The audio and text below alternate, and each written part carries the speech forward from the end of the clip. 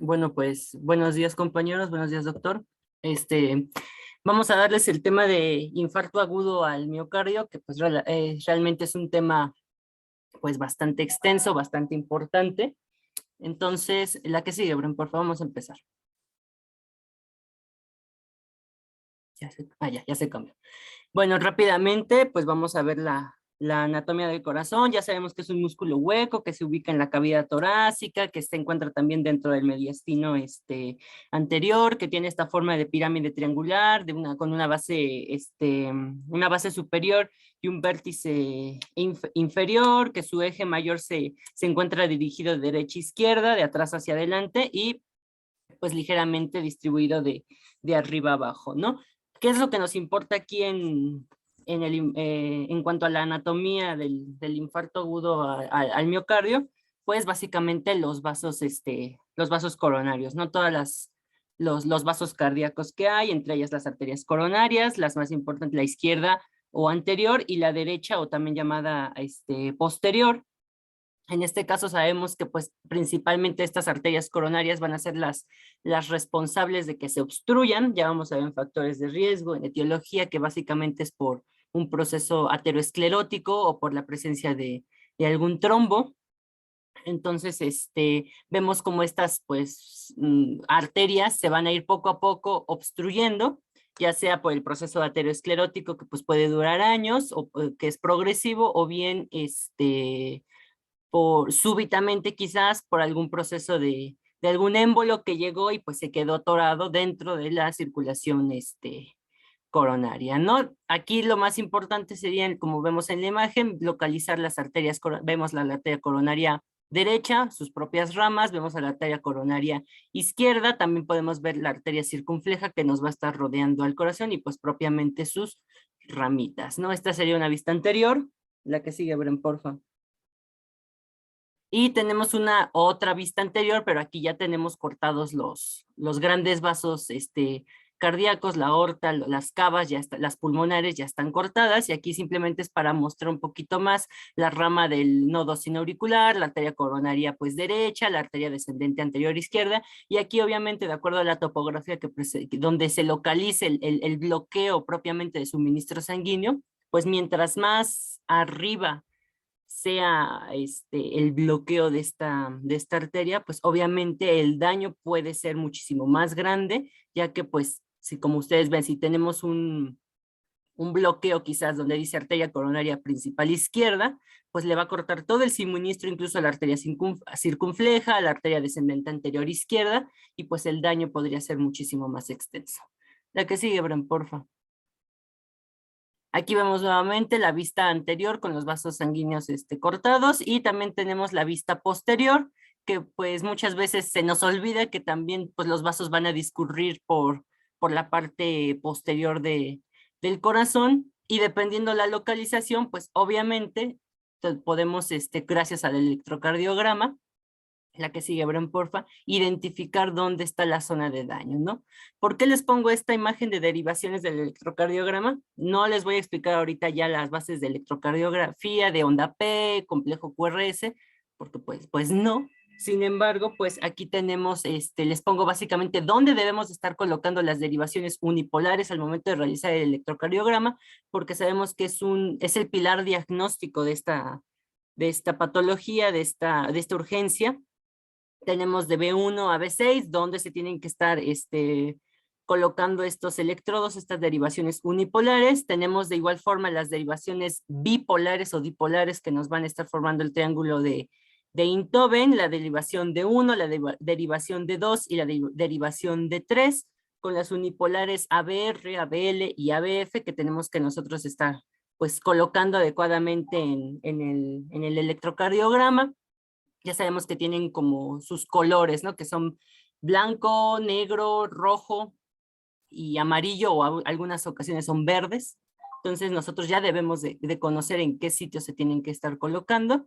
Y finalmente yo les pongo aquí lo que vendría siendo ya al final los ejes eléctricos cardíacos, que lo ideal sería que se localice entre los 90 grados y los menos 30 grados, ¿no? Sería como que el eje cardíaco ideal. Obviamente ya si tenemos desviaciones, pues va a estar en negativos, menos 180 grados, menos 90 grados, y pues eso ya es otra cosa, ¿no? La que sigue, Bren, por favor.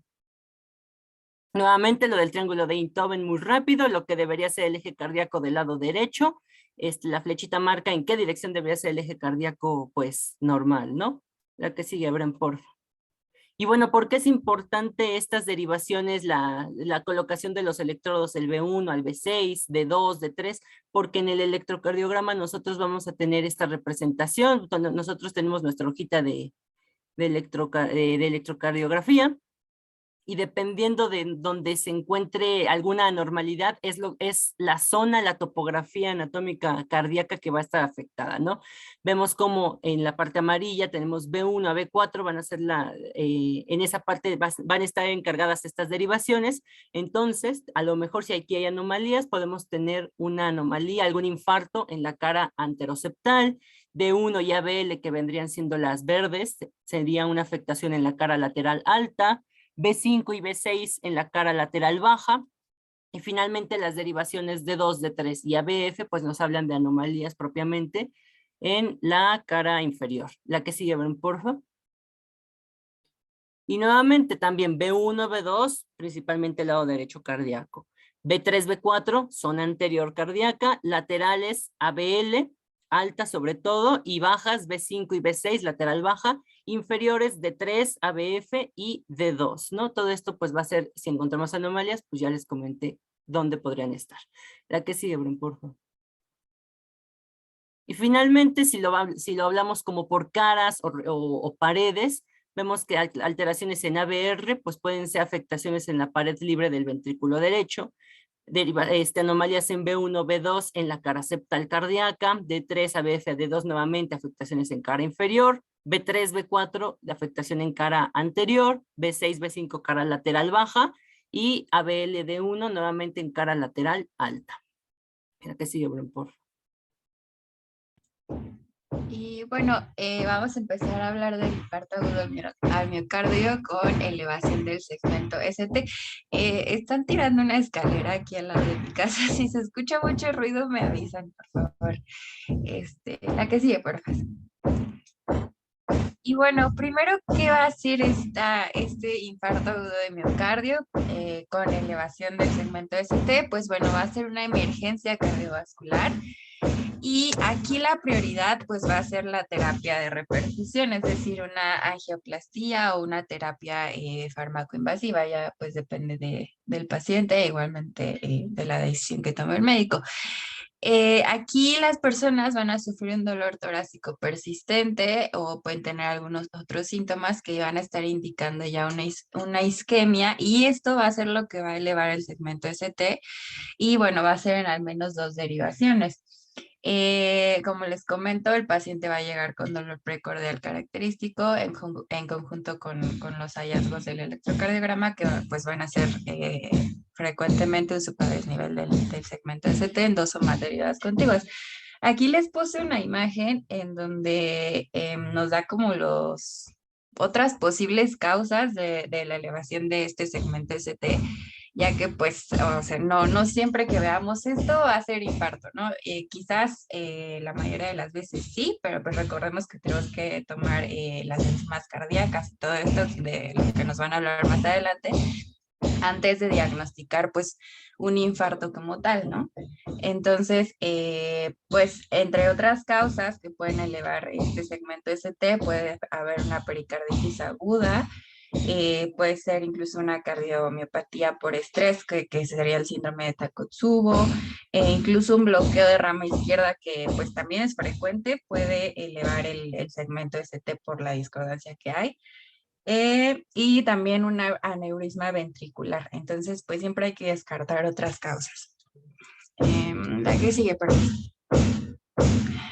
Hablando de la epidemiología, pues las enfermedades cardiovasculares van a constituir la principal causa de muerte en el mundo y ocupan el tercer lugar en cuanto a morbilidad total e impacto económico. Recordemos que aquí en México, en nuestro país, pues las enfermedades del corazón van a ser la principal causa tanto de morbilidad como de mortalidad en la población general.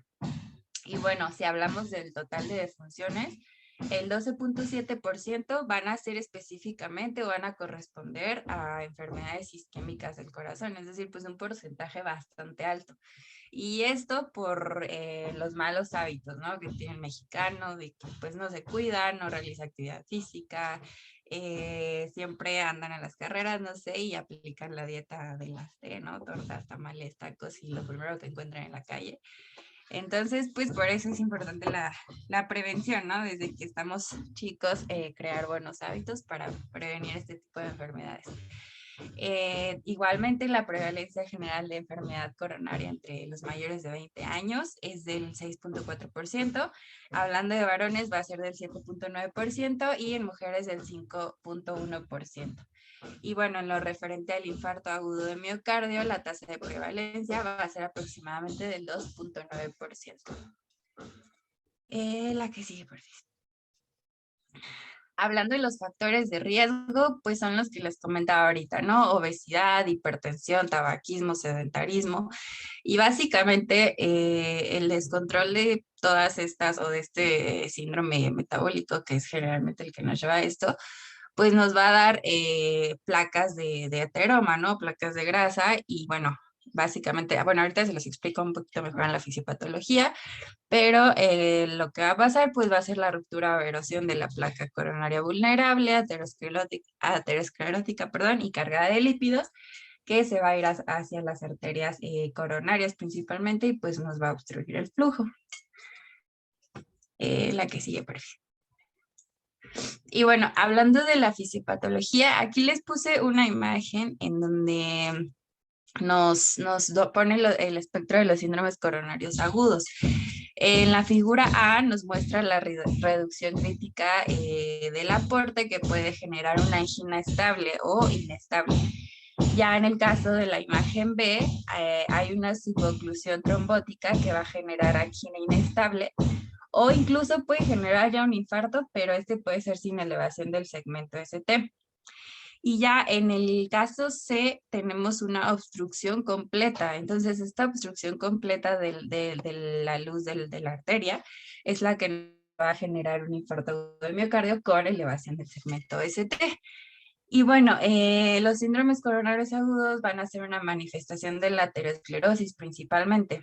Normalmente se van a precipitar por la aparición de una trombosis aguda y esta va a ser inducida por la rotura o erosión de una placa aterosclerótica, que es lo que les comentaba. Puede haber vasoconstricción concomitante o no puede haber. Y esto pues nos va a producir una reducción súbita y crítica del flujo sanguíneo. La rotura de la placa va a exponer sustancias aterogénicas que pueden, que pueden producir un trombo extenso en la arteria relacionada con el infarto. Como les comentaba, pues la principal causa va a ser la trombosis coronaria, que es la evolución de una aterosclerosis, ¿no? Entonces va a haber acumulación de colesterol en las paredes vasculares, a tal grado que se va a empezar a generar un engrosamiento de las mismas. Entonces, ¿cuándo se va a dar este trombo? Bueno, cuando los depósitos de colesterol llegan a erosionar o romperse, entonces, pues sus componentes van a salir, van a chocar con el colágeno endotelial y con las plaquetas, y esto va a provocar que se comiencen a liberar mediadores de la inflamación, e igualmente factores de coagulación. Entonces, si se activan esos factores de coagulación, pues se va a formar un coágulo, ¿no? Obviamente, entonces este coágulo posteriormente se va a convertir en trombo y puede viajar hacia diferentes vasos, pero generalmente o frecuentemente se puede ir hacia las arterias coronarias. Entonces aquí pues va a bloquear la irrigación que va hacia el corazón y nos va a provocar esta obstrucción y el infarto agudo de miocardio. La que sigue, por favor. Y bueno, pasando a las manifestaciones clínicas del infarto agudo a miocardio, pues podemos tener principalmente en adultos mayores, son silentes, en un gran porcentaje, casi el 40%, o bien inician como una insuficiencia cardíaca. Lo típico es encontrar dolor y entumecimiento que se irradia a brazo izquierdo, o dolor torácico como tipo opresivo, que también se va a estar irradiando este dolor al cuello, a la mandíbula. Puede llegar a haber dolor abdominal de igual forma, ya más atípicamente puede incluir dolor epigástrico o síntomas similares a una indigestión con disnea aislada. También podemos tener confusión, diaforesis, síntomas de hipotensión, síncope, disnea, tos y fiebre. Esos últimos ya como que un poquito, ya no tan comunes como los primeros, ¿no? Y les pongo aquí la comparación de lo que comentaban las guías de práctica clínica como que muy marcadamente cuando es un infarto agudo a miocardio con elevación del ST, cuando tenemos dolor torácico retroesternal opresivo, intenso y prolongado por más de 20 minutos, datos electrocardiográficos pues, de elevación del segmento ST y las alteraciones bioquímicas, que principalmente es la elevación de las troponinas, de la fracción MB de la creatincinasa, de la LDH, incluso algunas veces de las hepáticas, etcétera, ¿no? Y en el caso del sin elevación del ST, ya nos lo van a platicar Erika y Brenda, pero básicamente en algunos casos llega a ser asintomático, sin embargo sigue cursando con dolor agudo precordial, pero obviamente sin elevación constante del segmento ST y obviamente las alteraciones bioquímicas, ¿no? La elevación de las troponinas y las enzimas cardíacas. La que sigue, Bren, por favor. Ahora, ¿qué tan común o qué tan específicos son los síntomas del infarto agudo al miocardio? Pues tenemos, en cuanto a la descripción del dolor, va a ser muy importante. Mayor probabilidad de infarto al miocardio es que el dolor se irradia a brazo, a hombro derecho, de igual forma a brazo izquierdo, al hombro, relacionado con el ejercicio, puede ser un dolor de esfuerzo, asociado con diaforesis, con náuseas, con vómitos, es como que más común que nosotros encontremos esto. De igual forma aquí faltaría ¿cómo se dice? El dolor irradiado a la mandíbula, un dolor opresivo, o que tenga datos de angina previa o similar a que haya tenido algún infarto al miocardio pues previo, ¿no? Y ahora, si nos describen que el dolor es de tipo pleurítico o posicional o punzante, a lo mejor disminuye un poco la probabilidad de que se trate de un infarto agudo al miocardio, le tomamos su electrocardiograma y a lo mejor aparece una elevación del segmento ST, pero como nos comentó Magali, no, el que tenga el segmento ST elevado no siempre va a significar que esté cursando con un infarto, pues al miocardio, ¿no? La que sigue, Bren, por favor. Y bueno, aquí les pongo una imagen ya un poquito más gráfica de lo que vendría siendo los síntomas clásicos del infarto agudo a miocardio. Tenemos un dolor retroesternal súbito, intenso, que se irradia al hombro, al brazo izquierdo, también se irradia al cuello, a la mandíbula, a los dientes, a la espalda y al abdomen y en algunas ocasiones, como les comenté, al brazo derecho, ¿no? ¿Cómo se describe comúnmente este tipo de dolor? Opresivo o pues sí, constrictor, básicamente, o que le están, no sé, como que diría a lo mejor el paciente, me están poniendo una pesa encima en el pecho que pues no la soporto. ¿Y qué otro tipo de síntomas, de manifestaciones puede llegar a presentar el paciente? Miedo, confusión, disnea, náusea, vómito, debilidad, un colapso, incluso un coma, ¿no? La que sigue, Bren, por favor. Ahora, eso sería las manifestaciones y quizás nuestro diagnóstico clínico, por así decirlo. Entonces, ¿cómo realizamos todo el resto del diagnóstico?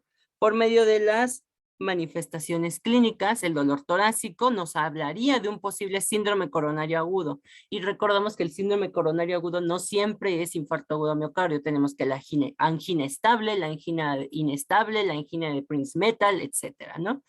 El electrocardiograma va a ser nuestro pilar de igual forma. Vamos a buscar la elevación, ya sea para ver, confirmar que es un infarto con elevación del ST o sin elevación del ST, los marcadores bioquímicos, la elevación de las troponinas. Esto nos va a ayudar mucho para diagnóstico diferencial, por ejemplo, las troponinas, las enzimas cardíacas van a estar elevadas en el infarto agudo. Sin embargo, si tenemos la clínica, pero no tenemos los marcadores bioquímicos, a lo mejor nos está hablando de una angina inestable, una angina de Prince-Metal. El ecocardiograma transtorácico de igual forma nos va a servir. La prueba de esfuerzo en banda sin fin, pero esto es más que nada para la cardiopatía isquémica crónica, la angina estable y nos puede ayudar como un diagnóstico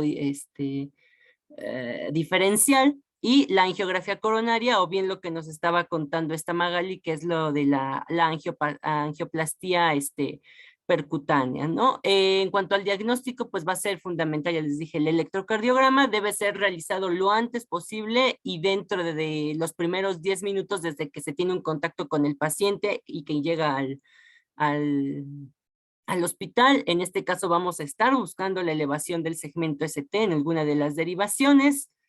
Y bueno, en cuanto al ecocardiograma, ahorita lo vemos, pero básicamente es para visualizar la estructura, la función cardíaca, ¿no? La que sigue, Bren, por favor.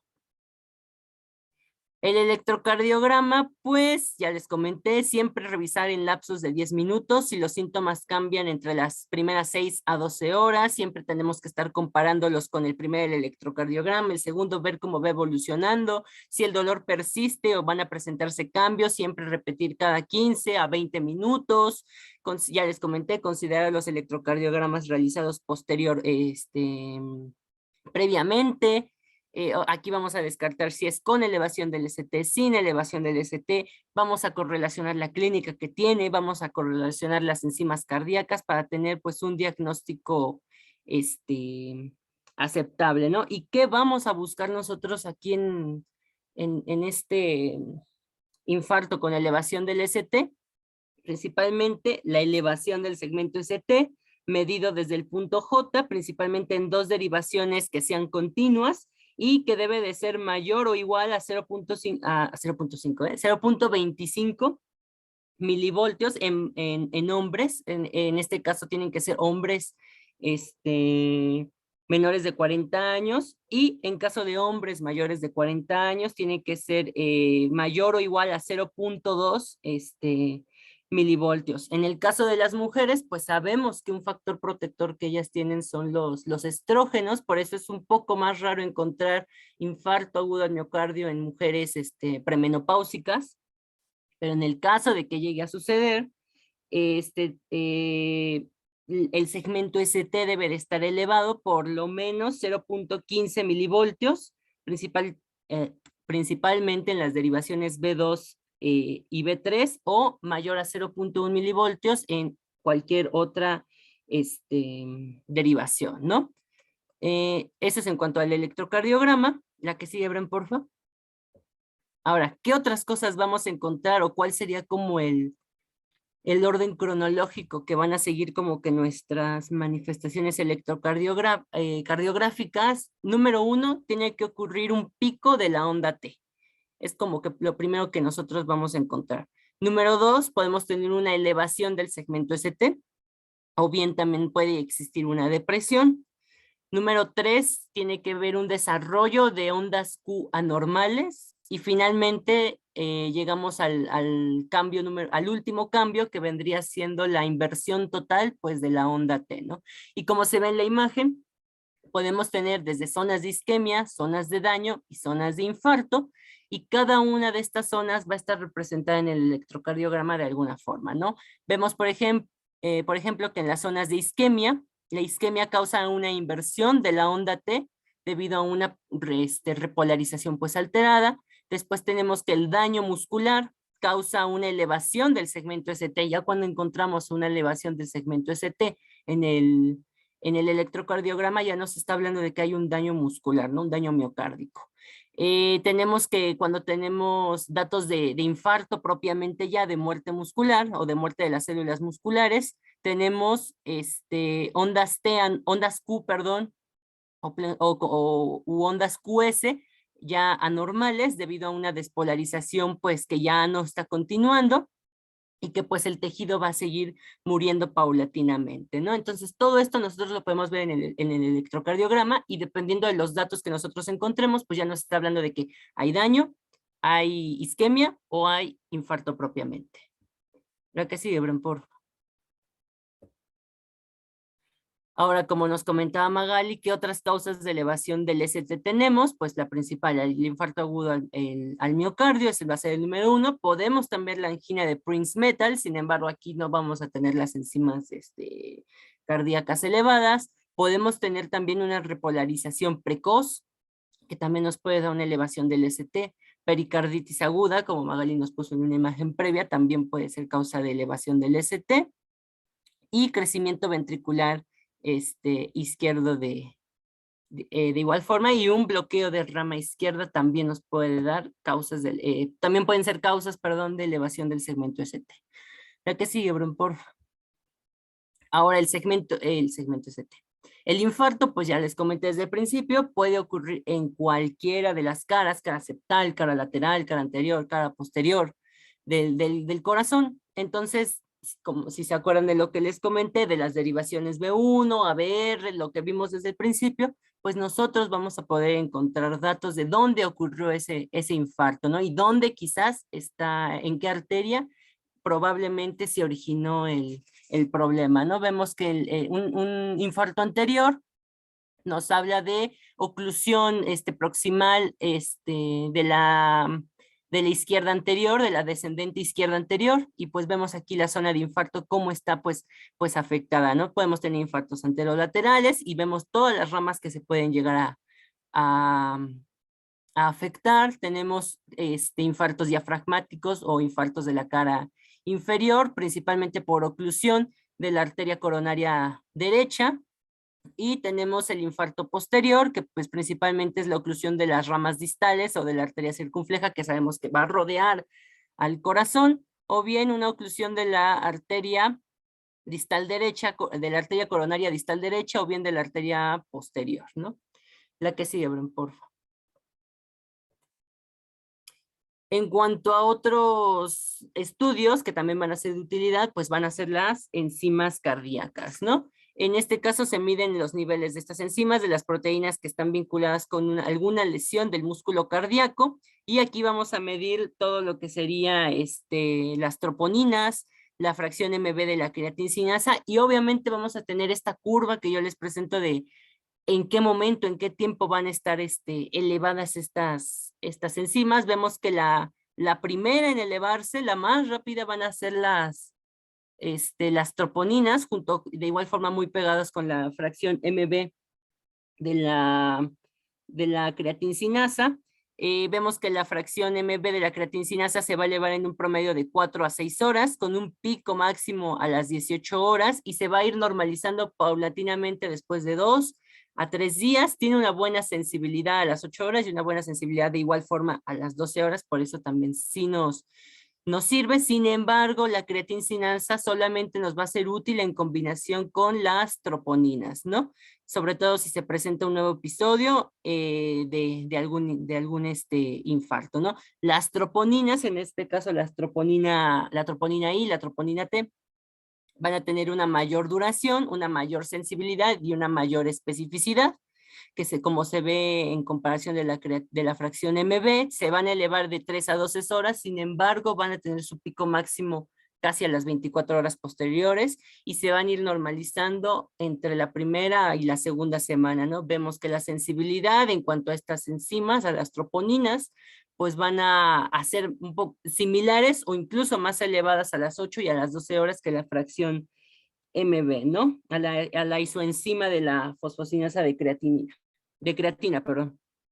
Y tenemos otras enzimas que nos van a ayudar, como lo serían, por ejemplo, algunas veces las enzimas hepáticas, la lactato deshidrogenasa, también se va a estar elevando en esta patología. La que sigue, Bren, por favor. Y bueno, aquí les pongo otro cuadro que ya resume la mioglobina, la fracción MB, la cantidad total de enzimas, la troponina T, la troponina I, la lactato deshidrogenasa, y vemos cómo tanto la mioglobina, las troponinas, la T y la I van a ser las primeras en elevarse 2 a 3 horas, o 3 a 12 horas junto con la fracción MB, alcanzan su pico máximo en menos de 24 horas y van a ir descendiendo paulatinamente en días, o en el caso de las troponinas, en las primeras 2 semanas. La que sigue, Bren, por favor. Nuevamente para seguir comparando, y vemos aquí ya la aspartato transaminasa, que es una enzima hepática, pero que también nos puede ayudar como un marcador de lesión a las fibras miocárdicas, y pues esta se va a elevar en un incremento dentro de las primeras 8 a 12 horas, con un pico máximo entre las 18 horas y el día y medio, y un descenso entre los 2-3 primeros días. La que sigue, por. En cuanto al ecocardiograma, de igual forma nos va a ayudar principalmente para valorar la función regional, la función anatómica, nos puede ayudar a valorar los dos ventrículos, descartar alguna complicación mecánica que hubo, principalmente en estos pacientes que tienen un deterioro súbito, que están en un estado de hipotensión, o aunque entraron en un estado de choque también, o que están entrando en falla cardíaca aguda, o que están presentando a la exploración física soplos nuevos. ¿Qué parámetros ecocardiográficos pronósticos vamos a tener el infarto agudo al miocardio? Pues que haya una remodelación del ventrículo izquierdo con una hipertrofia, una fracción de eyección menor al 40%, una relación, un índice volumen de aurícula izquierda menor a 32 mililitros por metro cuadrado, etc. Entonces, todo esto lo vamos a ir nosotros valorando con el ecocardiograma, sobre todo si el electrocardiograma no tenemos forma de interpretarlo, o para nosotros tenemos todavía duda diagnóstica, o bien si el síndrome coronario agudo, la sospecha de pues es bastante alta, ¿no? La que sigue, Brenpor. Tenemos de igual forma la angiografía coronaria, que no es como que el método diagnóstico de primera elección.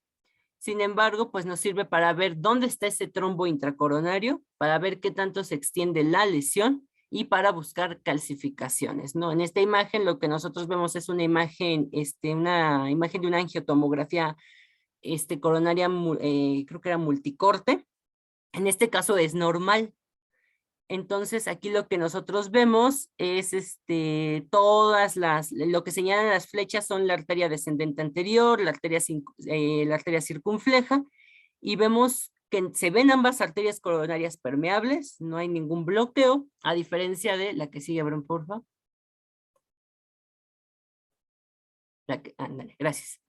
A diferencia de aquí, que ya estamos identificando ya mediante proyecciones, calcificaciones, todas esas líneas blancas ya empiezan a ser calcificaciones de todo el trayecto de la rama de las arterias coronarias, perdón, que posiblemente ya nos está hablando de que es un proceso aterosclerótico, bastante serio. Y la que sigue, Bren, porfa, un poquito más, ándale. Un poquito ya más ejemplificado, vemos cómo se realiza el angiograma coronario de una arteria, de la arteria coronaria derecha ya está totalmente ocluida. Abajito vemos cómo se está realizando el angiograma después de una recanalización por medio de un balón, de un stent de angioplastia, y vemos cómo al principio estaba bloqueada porque no hay ningún tipo de flujo, ya no pasa por ahí. Sin embargo, ya la recanalizamos, ya la reperfundimos y ya se empieza a ver un nuevo, cómo paulatinamente se va reabriendo ese camino, ¿no? Finalmente, en la imagen de hasta abajo vemos el angiograma coronario después de la colocación del stent, y vemos cómo ya incluso se ve más claro y se ve adecuadamente pues reperfundido todo esto, ¿no? Esto se hace en concomitancia, de preferencia con la angioplastía o la reperfusión percutánea. La que sigue, Bren, por favor. Ahora tenemos, o aquí les pongo lo que vendría siendo el algoritmo de la American Heart Association, que habla del síndrome coronario agudo, del infarto de igual forma. Vamos a estar evaluando al paciente, vamos a estar viendo sus síntomas. Si empieza con alguno de y de igual forma aprovechamos para iniciar el tratamiento. Normalmente se administra aspirina si es que lo tiene, y si ustedes tienen la posibilidad de tomar este curso de la AJA, les van a poner algunos videos y les ponen un caso clínico de síndrome coronario agudo, en el cual empieza con su dolor torácico, el señor, y le empiezan a dar, ¿tiene aspirina? No, que sí. Se le da aspirina principalmente para calmar el dolor, considerar el uso de oxígeno de igual forma si es que lo llegara a necesitar, o si tiene una saturación de oxígeno menor al 90%. Posteriormente, si la aspirina no me sirve, podemos considerar el uso de la nitroglicerina o bien la morfina, ya en casos más extremos de dolor, si fuera necesario. Se tiene que llamar al servicio de urgencias y obviamente todo el servicio de urgencias, el hospital, la ambulancia se tiene que mover. lo más rápido posible, se ingresa al hospital, se toma el electrocardiograma dentro de los primeros 10 minutos, así como que se comprueban los signos vitales, obviamente evaluamos saturación de oxígeno, obtenemos un acceso intravenoso, toda la historia clínica, los antecedentes que estaba realizando el paciente, en qué momento, y vamos a ver si es candidato a tratamiento fibrinolítico, o si no, vamos a tener que consultar todas las contraindicaciones para el tratamiento fibrinolítico, que ahorita las vamos a comentar, ¿no? Obviamente se le realiza el electrocardiograma y como dice el algoritmo, se toman los marcadores cardíacos, las enzimas cardíacas y todos los estudios de electrolitos, de coagulación, etcétera. Se realiza una radiografía principalmente para tomar un diagnóstico diferencial en menos de 30 minutos, ¿no? Y aquí está el tratamiento general inmediato, principalmente en el servicio de urgencias, o bien si uno, por ejemplo, fuera una empresa, las empresas tienen su protocolo y en teoría, por lo menos en Estados Unidos, hasta tienen botiquines de emergencia en centros comerciales, en plazas y todo eso. Por lo menos con los medicamentos, en caso de que se presente un síndrome coronario agudo, sepan qué darle, principalmente les comenté aspirina en 360 y 325 miligramos, nitroglicerina en caso de que no ceda, sublingual o en aerosol, o bien morfina por vía intravenosa si estas molestias no remiten con la nitroglicerina. La que sigue, Bren, porfa. Ahora supongamos que ya llegó al hospital, se interpreta el electrocardiograma y vámonos del lado izquierdo, ¿no? Donde está elevación del segmento ST. Se inician los tratamientos complementarios que ahorita vamos a estar comentando. No tratar de retrasar la reperfusión. Ahora, si pasaron más de 12 horas o menos de 12 horas, ¿qué pasa si pasaron menos de 12 horas? Pues vamos a tratar de reperfundir a ese paciente, vamos a dar una terapia definida y en el cual podemos optar por una intervención coronaria, una angioplastía percutánea de 90 minutos, o bien una fibrinólisis de 30 minutos, ¿no? Ahora, ¿qué pasa si ya pasaron más de 12 horas y no se le realizó nada? Pues vamos a seguir valorando esas troponinas, vamos a ver cómo va evolucionando sus molestias torácicas, su dolor opresivo, vamos a ver cómo va evolucionando también ese segmento ST y nuevamente buscar signos de insuficiencia cardíaca o signos de alguna complicación, un choque cardiogénico quizás, iniciar los tratamientos complementarios, la nitroglicerina, según esté indicado, y considerar la posibilidad de ingresar al paciente a una unidad de dolor torácico, ¿no? La que sigue, Bren, por favor. Eso sería como que el algoritmo que nos maneja la American Heart Association, y también tenemos lo que nos recomiendan nuestras guías de práctica clínica, ¿no? Tenemos primero los tratamientos no farmacológicos, que esto ya serían como tratamientos post-infarto quizás, los cambios higiénico-dietéticos, y la causa principal es ateroesclerosis, pues vamos a tratar de disminuir nuevamente recurrencias, principalmente con una dieta quizás mediterránea, disminuir grasas, disminuir triglicéridos, disminuir hipercolesterolemia si es que tiene el paciente, realizar una prevención primaria y secundaria, como por ejercicios quizás aeróbicos, a lo mejor de baja intensidad, e ir aumentando poco a poco la dieta, el ejercicio, el control adecuado de alguna comorbilidad que presente, diabetes, hipertensión, hipercolesterolemia, hiperlipidemias, o alguna insuficiencia cardíaca, todo eso lo tenemos que llevar a cabo y controlar en la manera de lo posible, ¿no? Eliminar el tabaquismo, que también sabemos que es un factor de riesgo importante, la dieta la dieta hipercolesterolémica y actividad física regular, ¿no? La que sigue, Bren, por favor. En cuanto al tratamiento farmacológico, pues ya les comento, si la saturación de oxígeno es menor al 90%, se da oxigenoterapia a 4 litros por minuto. La aspirina es como el primer fármaco que le vamos a dar principalmente cuando tiene síntomas de dolor súbito, 162 a 325 miligramos masticables.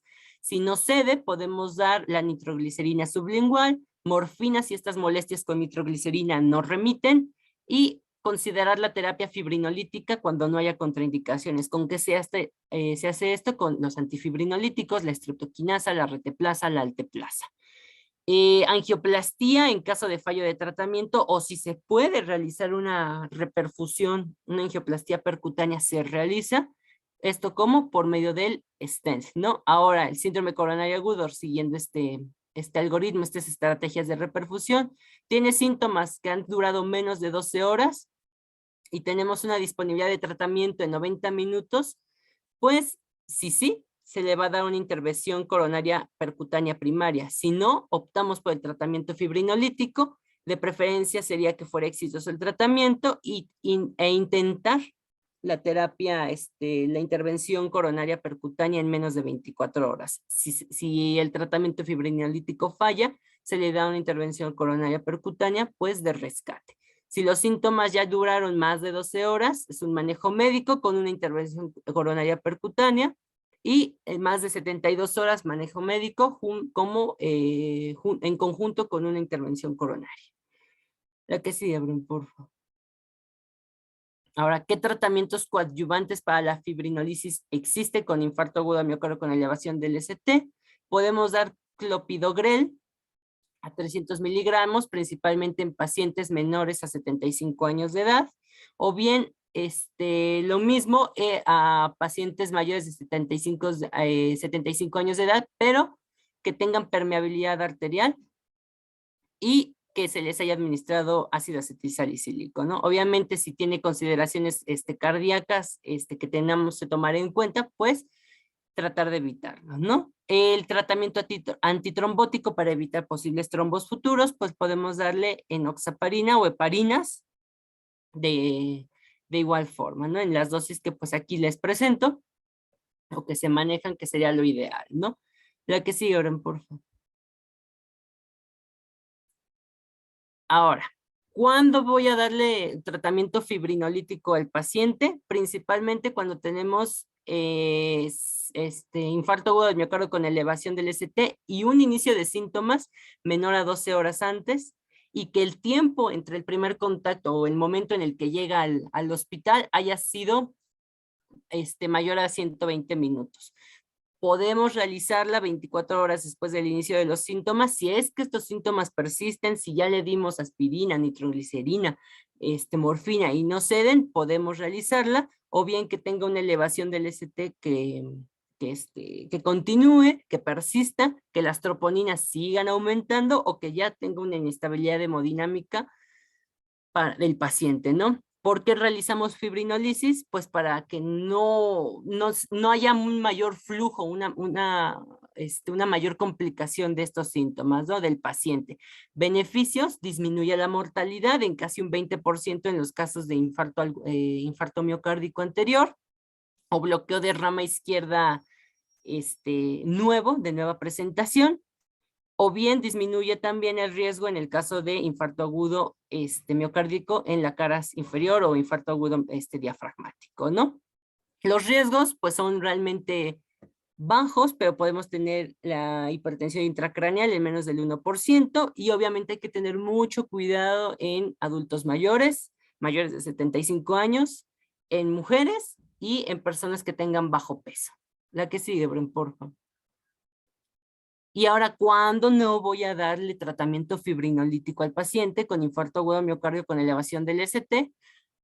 Tenemos tanto contraindicaciones absolutas como contraindicaciones relativas. Absolutas, que tenga una neoplasia intracraneal, ¿no? Un meningioma, un astrocitoma quizás, que tenga neurismas, que tenga hemorragias intracraneales, que tenga algún antecedente de cirugía intracraneal o vertebral que haya sido dentro de los 2 meses previos, antecedentes de un evento cerebrovascular, ya sea isquémico o hemorrágico, dentro de 3 meses previos, un sangrado interno activo, a lo mejor ya nos está hablando de que el paciente puede entrar en shock hipovolémico, una disección aórtica, y se va a considerar streptoquinasa si su uso previo de streptoquinasa ha sido dentro de los primeros 6 meses previos, ¿no?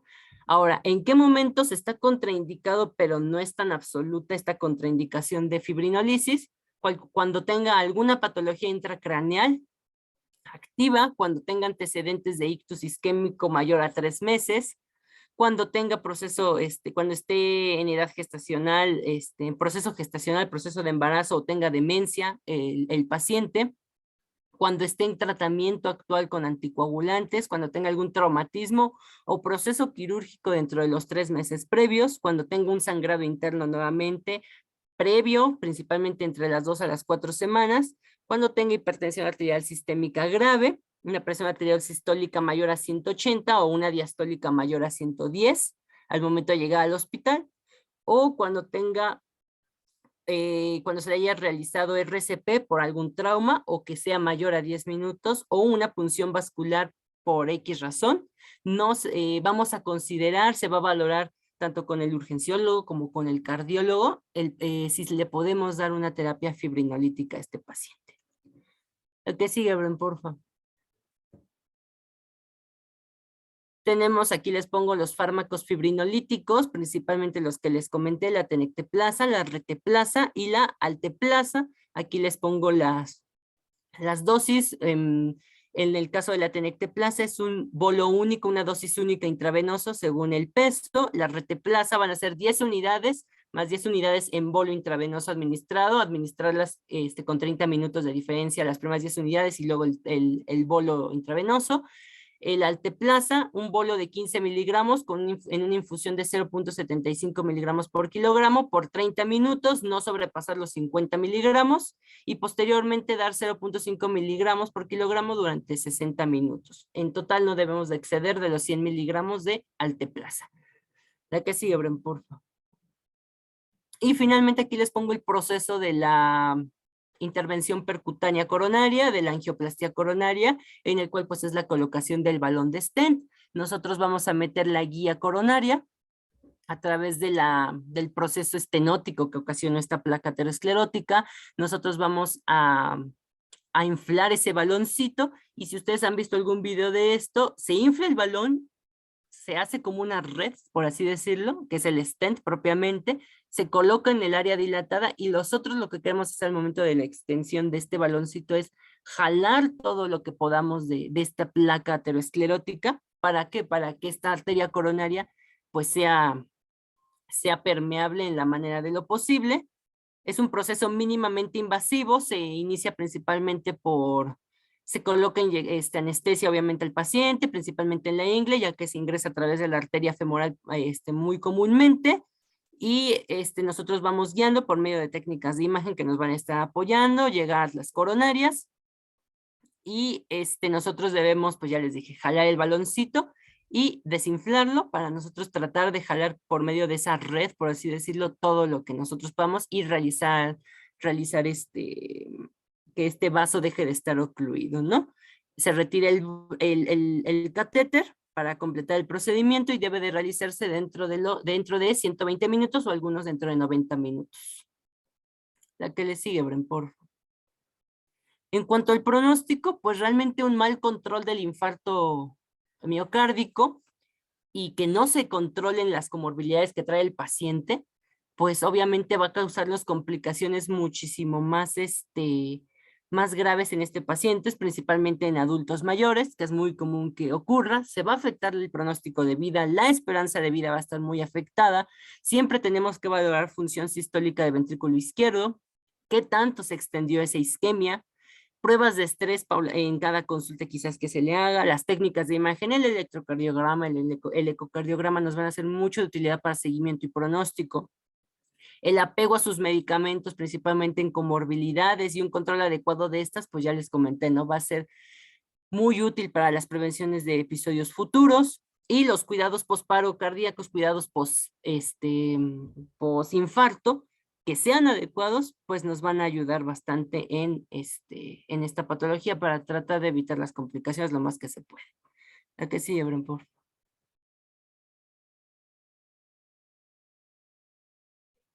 Y bueno, la segunda variante del infarto agudo al miocardio que vamos a tener, pues va a ser el que se caracteriza por no tener una elevación del segmento ST.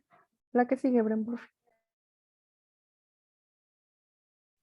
Bueno, tenemos que el síndrome coronario agudo sin elevación del ST, ya vimos que dentro de la definición del infarto, pues esta va a ser la máxima expresión de insuficiencia, pues principalmente coronaria, y que patológicamente se va a traducir por una necrosis del músculo cardíaco, pues en la zona irrigada por la arteria que se ve afectada, y que va a ser consecutivo a un proceso de isquemia. A diferencia del síndrome coronario con elevación del ST, como nos mencionó también Santiago en la patología, vamos a tener que en este caso estamos hablando de una obstrucción parcial de la arteria coronaria afectada y que esta a su vez se va a asociar también a una elevación de marcadores séricos cardíacos, como van a ser la troponina TEI y la isoenzima MB de la creatinina sinasa, y que esto pues en un diagnóstico lo vamos a traducir como un infarto agudo al miocardio sin elevación del ST. La que sigue, por favor. Gracias. Dentro de la epidemiología la podemos clasificar principalmente en dos grupos de edad, que va desde los 45 hasta los 64 años y posteriormente pues después de los 65 a mayor edad. Dentro de las primeras causas de muerte dentro de los grupos de edad de 45 a 64 años, pues en este caso las vamos a dividir como hombres y mujeres. En el caso de los hombres, pues ya vimos que se va a deber principalmente a procesos de diabetes mellitus, hipertensión dentro de las enfermedades del corazón y también se va a ver asociada a enfermedades del hígado, como va a ser el hígado graso.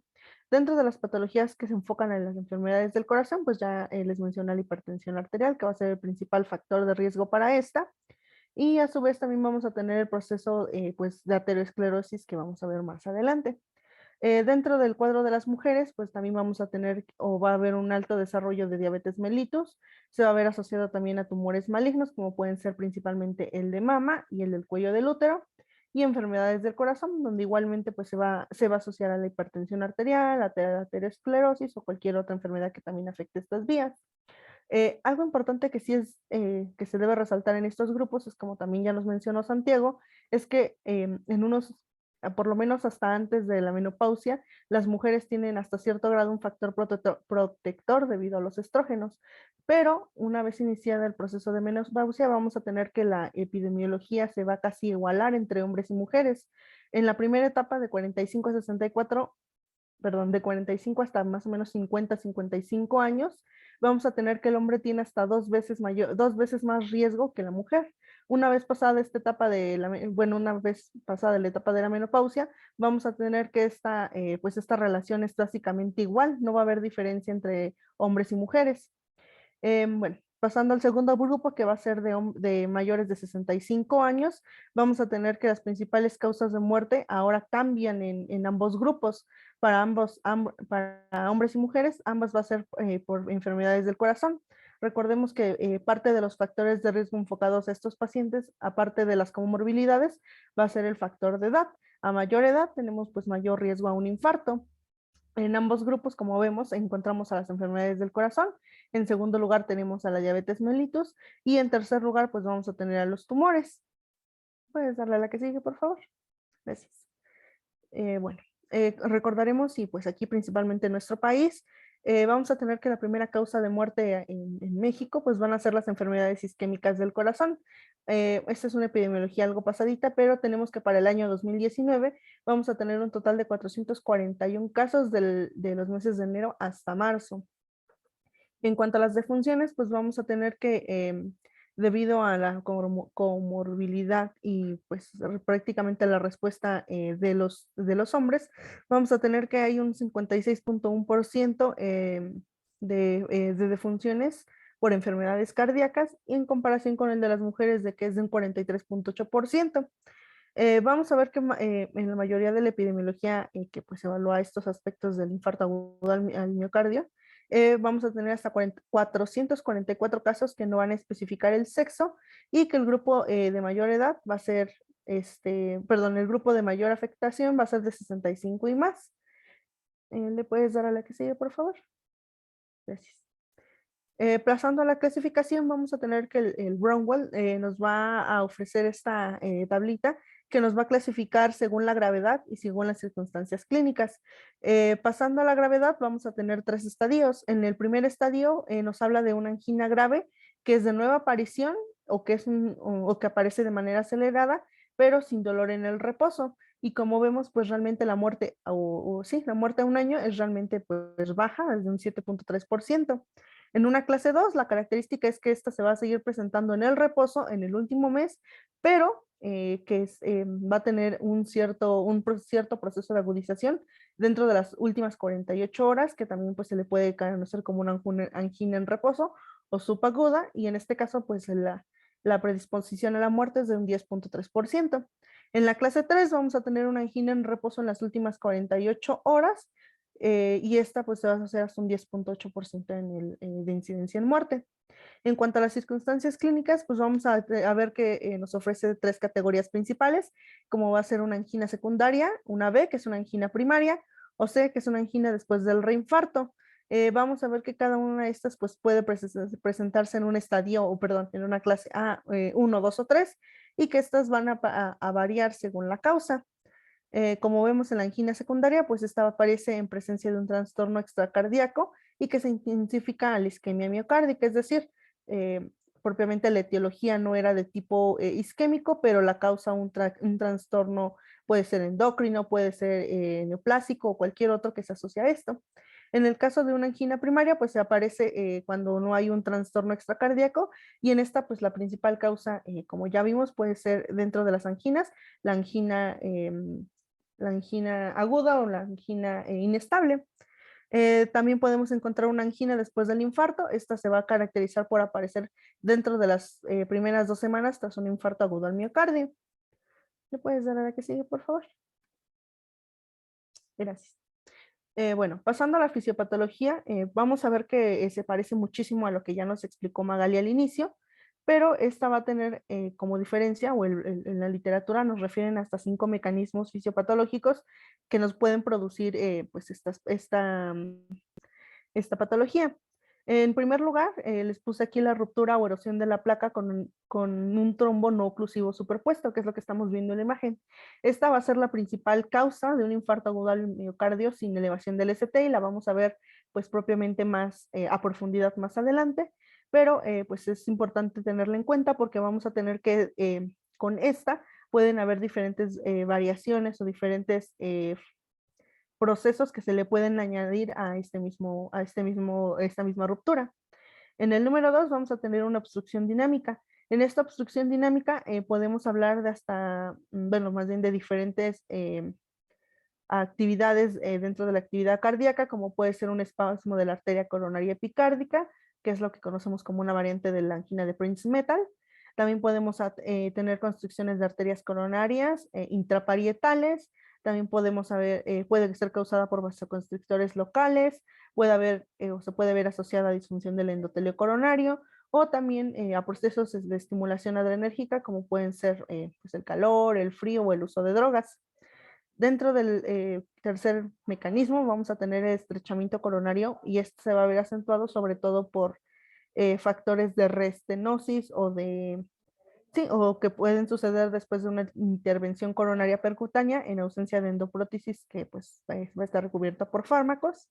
En un cuarto vamos a tener la inflamación, perdón, aquí inflamación o la infección. Vamos a tener que la inflamación va a ser un elemento clave para la inestabilidad de la placa.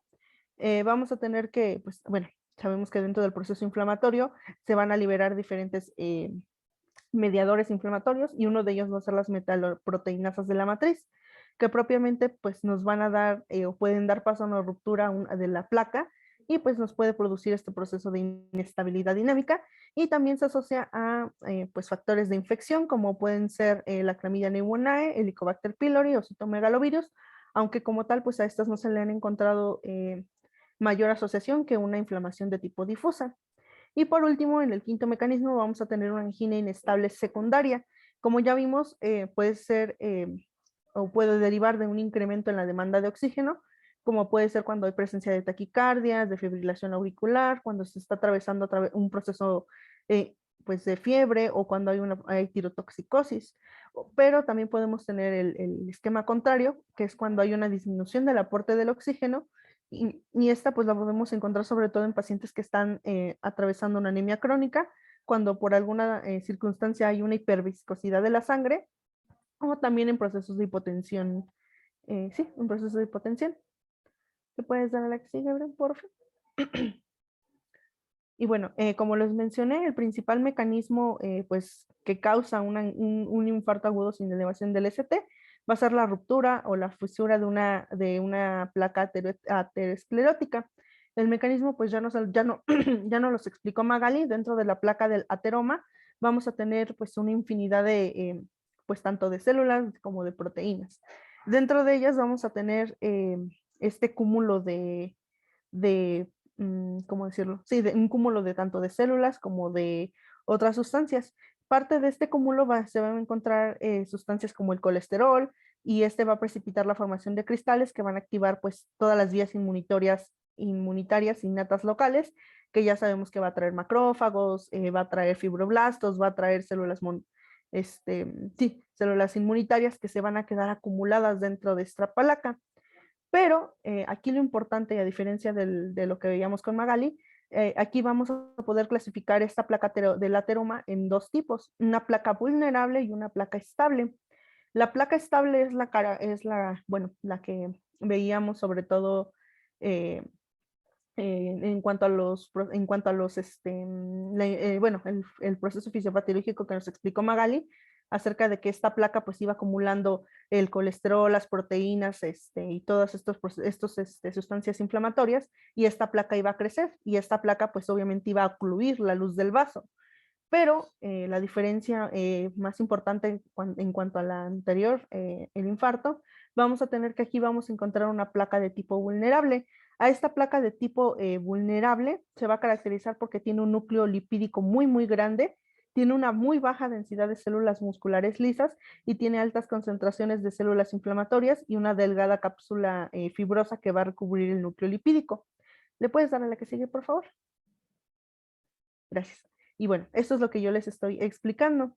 Básicamente, como vemos, hay mucho contenido pues, de grasas, de proteínas, pero la membrana o la capa que recubre la capa muscular del vaso es muy delgadito. Entonces, ¿qué va a ocasionar esto? Que haya un proceso de erosión superficial dentro de este vaso, y pues va a suceder una liberación o propiamente la formación más bien la salida del contenido que estaba dentro de esta placa, y va a haber una inestabilidad por parte del vaso, y como vemos la descamación se va a referir a la pérdida principalmente de células musculares o de fibroblastos que van a recubrir esta capa y que van a iniciar propiamente el proceso de inflamación. ¿Le puedes dar a la que sigue, por favor? Gracias.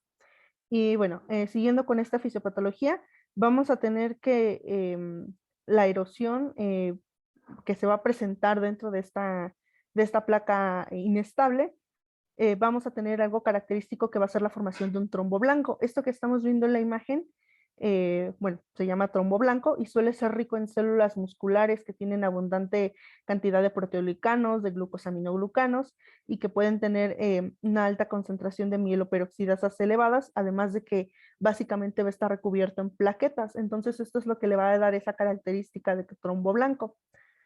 Como vemos, una vez que se ha roto esta placa aterosclerótica y que se empieza a salir como el contenido lipídico de células y de todo lo que estaba contenido, se va a dar ahora dentro más bien fuera de la superficie de esta placa aterosclerótica, lo que estamos viendo en la segunda imagen, que es como cúmulo pues sí, tanto de proteínas, de células, que pues lo conocemos como el trombo blanco. Y le puedes dar a la que sigue, Abraham. Bueno, y que parte de este mismo proceso de formación del trombo blanco o de ruptura de la placa, vamos a tener principalmente lo que les estoy mostrando en la imagen de hasta arribita, que va a ser la formación del trombo blanco, la salida de las células, y pues ahora sí que de manera ya más, bueno, de forma esquemática, y abajo vamos a tener propiamente una forma en la que se ve. Y si nos damos cuenta, básicamente el vaso tiene una gran capa de proceso aterosclerótico, está contenido una gran cantidad de células, proteínas, colesterol, sustancias, pues ahora sí que quimioatrayentes, pero lo importante de aquí es darnos cuenta qué tan delgaditita es la capa muscular. Como les menciono, esta placa pues se rompe, sale el contenido, se forma el trombo, y si nos damos cuenta, lo importante y la diferencia muy marcada con el infarto agudo al miocardio es que en este caso, aparte de que hay un proceso de oclusión parcial, se está dando aparte una superposición de este trombo que a su vez también va a estar ocluyendo la luz del vaso, ¿no? Y que después propiamente nos va a originar toda esta fisiopatología. Bueno, siguiendo con la fisiopato, vamos a tener que cuando ocurre este proceso o esta ruptura, la matriz subendotelial, que es lo que estamos viendo arriba, la capa muscular, que va ahora sí que exponer propiamente tanto el colágeno como el factor tisular, va a quedar expuesto a la sangre circulante. Y pues recordemos que dentro de la sangre circulante, pues van a haber diferentes sustancias que van a iniciar el proceso de adhesión plaquetaria, que es lo que estamos viendo en el esquemita de la adhesión plaquetaria. En este caso, pues lo importante es que a través del receptor GPB, el 1B plaquetario, con su interacción con el factor de von Willebrand, pues van a tener, ahora sí que van a iniciar el proceso de adhesión, y posteriormente vamos a tener que estas plaquetas se van a ir acumulando, van incrementando la superficie, y una vez que se van acumulando, pues va a haber producción de trombina, va a haber degranulación de gránulos de sustancia alfa, que son pues densos y que tienen liberación de tromboxanos. Y también pues recordemos que dentro de estas, pues estas partículas, aparte aparte de los tromboxanos, también va a haber serotonina y otros compuestos que van a inducir la agregación y la quimioatracción plaquetaria, que es propiamente pues lo que nos va a estar dando todo este proceso de formación del trombo blanco. ¿Le puedes dar a la que sigue, bebé, por favor? Gracias. Y bueno, ahora sí, ya pasando a lo que veíamos también con Magali, que una vez que está ocluido la luz del vaso, que hay una oclusión parcial, va a haber un vasoespasmo, sí, un vasoespasmo de la arteria, y que esta nos va a producir ahora sí propiamente el proceso y la inducción de isquemia, que va a seguir el mismo proceso fisiopatológico que ya nos mencionó Magali, donde va a haber una disminución en el pase de la sangre, una disminución en el aporte del oxígeno, va a haber una necrosis en el músculo cardíaco, sobre todo pues ahora sí que en la zona afectada, y que sabemos que esta se puede, bueno, se puede asociar a diferentes porciones o paredes del corazón, pero pues que al fin y al cabo nos va a llevar a una depresión de la cantidad de oxígeno que regala el corazón. ¿Te puedes dar a la que sigue, por favor? Gracias. Y bueno, como vimos, pues básicamente es muy parecido al infarto agudo al miocardio. Y pues también dentro del cuadro clínico, pues vamos a ver que a lo mejor al principio no va a haber tanta diferencia. Y bueno, pero partiendo al cuadro clínico, vamos a tomar al dolor torácico, que va a ser el primer signo que va a aparecer al momento de que un paciente pues está teniendo un proceso de infarto. El dolor torácico lo vamos a poder describir como una sensación de tirantez, que es lo que nos decía Santiago, que sentían que pues ahora sí que como que jalaban, como que se ejercía alguna presión sobre el brazo o sobre la porción retroesternal, que iba a haber una sensación de pesadez, que es el dolor iba a ser de tipo, como de tipo ardor, que iba a haber o se iba a sentir una sensación de presión, y pues sabemos que este iba a apretar o iba a darse sobre todo en la región retroesternal. Ahora, aparte de este dolor torácico, lo importante es evaluar algunas características que sí va a tener este dolor torácico, y una de ellas va a ser la aparición. Vamos a tener que este dolor torácico va a aparecer de manera brusca, de manera inesperada, y que está, pues dependiendo propiamente si está pasando como es la angina inestable, pero puede estar relacionada no a un esfuerzo físico, al reposo o al estrés mental.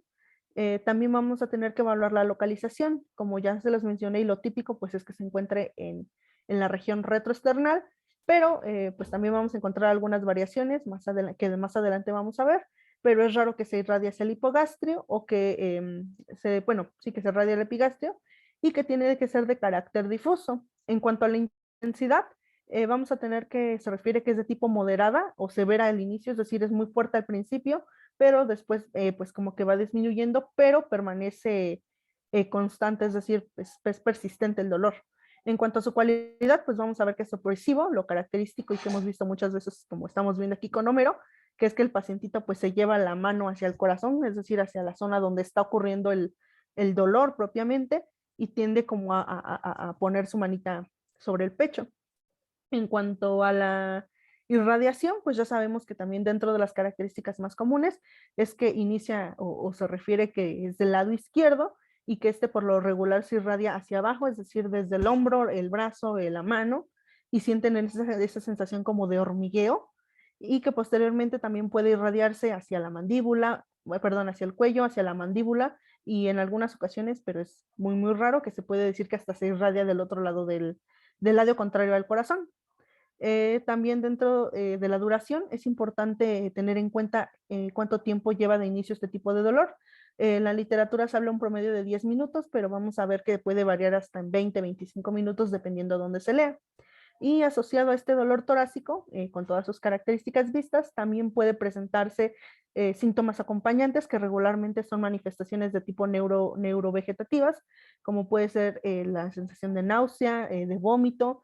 El paciente pues va a estar diaforético, va a tener palidez pues debido ahora sí que propiamente a la acción adrenal que se está teniendo. También se puede referir a una debilidad general y de cansancio.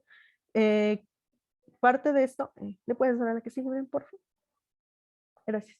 Parte de esto también lo podemos evaluar con síntomas atípicos, y los síntomas atípicos pues van a ser variaciones o irradiaciones de este tipo de dolor torácico. En el primero vamos a tener que se tiene un dolor en epigastrio, que muchas veces el paciente puede referir como que es como un tipo de indigestión, de un tipo de malestar más bien de tipo abdominal, pero que pues realmente no va a estar asociado a la ingesta de alimentos. Es el típico pacientito que muchas veces dice, ah, es que probablemente es reflujo, pero pues no es reflujo, es más bien que el dolor se está irradiando al epigastrio. También puede referirnos a un dolor punzante pleurítico. Muchas de las veces en pacientes, sobre todo de la tercera edad, nos van a referir que el dolor no inició precisamente como el típico de resto external, sino que más bien ellos refieren que les duelen los pulmones, que les duele al respirar, y este es el tipo de dolor pleurítico. En cuanto a la disnea, también va a ser característico en pacientes ya también de edades avanzadas que haya una disnea en ausencia de dolor precordial, es decir, simplemente no hubo un dolor, pero sí está atravesando el proceso de disnea, y pues ya un poquito menos infrecuente, pero también puede haber síncope o palpitaciones. ¿Me puedes dar a la que sigue? Gracias. Bueno, como les mencionaba, dentro del dolor torácico, pues vamos a tener hay que evaluar bastante bien todas las características que les mencioné, como son el tiempo, la ubicación, la irradiación, todas estas. ¿Por qué? Porque vamos a tener que hay varios factores o varias circunstancias donde puede haber también dolor de tipo torácico, un dolor parecido al dolor de un infarto, pero que no es un infarto. Y aquí vamos a tener, bueno, les puse una imagen que nos habla sobre otras comorbilidades que nos pueden producir un mismo tipo de dolor, como son las cardíacas, pulmonares, emocionales, vasculares, neurales, musculoesqueléticas y gastrointestinales. Ya sabemos que en cuanto al dolor cardíaco, pues van a ser características muy específicas de estas, pero que también se pueden presentar en enfermedades coronarias, enfermedades valvulares, hipertensión pulmonar. En cuanto a la opción pulmonar, pues el más común es la embolia pulmonar.